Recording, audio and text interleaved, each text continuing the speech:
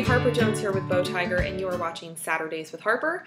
And today we are going to talk about the 3 C's of good parenting. The 3 C's of good parenting are composure, consistency, and compassion. Okay, so the first one, composure. Now this is not for your child because, as we all know, toddlers cannot keep their composure all the time. They are in fact toddlers, their brains are developing, and as toddlers they're allowed to have what we call toddler tantrums, and it's going to happen, it's bound to happen. They are trying to understand who they are, what they are, etc. in the world, and so we have to allow tantrums with our kids. Now, and that's not to say that we allow extravagant tantrums, but the frustration in little children, that is pretty normal. Okay, how do we maintain our composure as parents?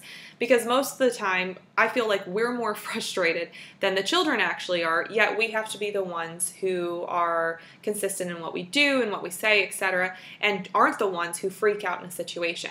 Now, the reason we want to do that, first of all, is because our children really reflect off of us. If we are angry, they're likely to be angry. If we're sad, they're likely to be sad. Their emotions are going to kind of play off how we're feeling and how we're responding to things. So make sure that you, as best as you can, maintain composure.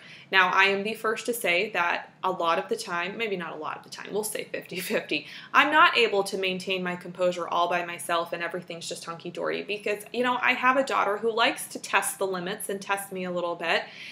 So I have to find ways to kind of help myself out with this maintaining composure.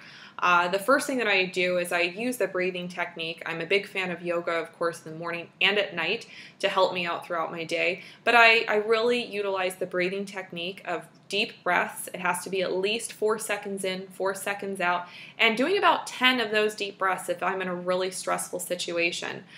Even if my daughter is in the room and she's trying to drive me up the wall, if I just close my eyes and take those deep breaths, it really helps me gain my composure back and figure out how to deal with the situation and how to help my daughter deal with the situation.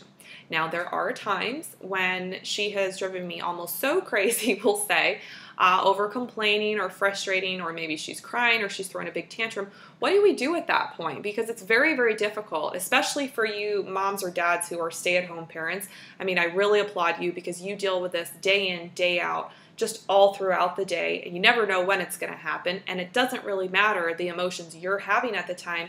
The only thing that matters is how can you better control the situation. If you are so frustrated to the point of feeling angry, which we've talked about in another video, go ahead and step out of the room. Make sure your child is in a safe area, like their bedroom, just not anywhere like the kitchen or the bathroom where they can get into things. Make sure they're in the safe area, shut the door, and maybe walk a little ways away from them, whether it's just going outside in the backyard for a minute, whether it's stepping into the garage, which I find to be a very nice and quiet place a lot of the time.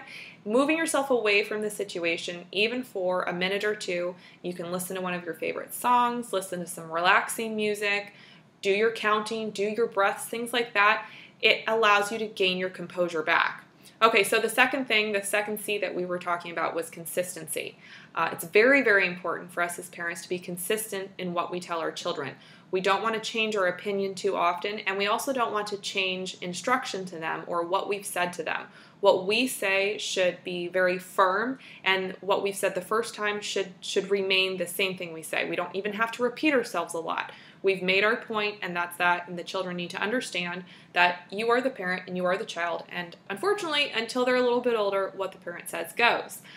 For example, they're in the store and you're on aisle 1, say 1 of 16, and your child asks you for a candy. They want a candy that's on aisle 1.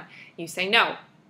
Okay, if you said no on aisle 1, when we get to aisle 5 and now they see the macaroni and cheese or something else that they want, if it's not on your list, if it's not something that you guys have decided you're buying for the week, you have to stick with a firm no, because aisle 1 was a firm no.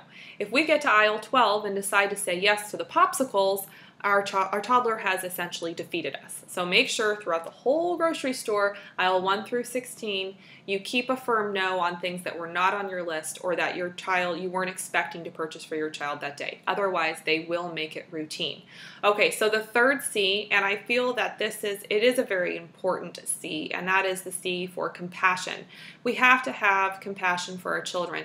We have to be compassionate and Hold them, make them feel safe when they're scared or when they're sad or they're upset about something.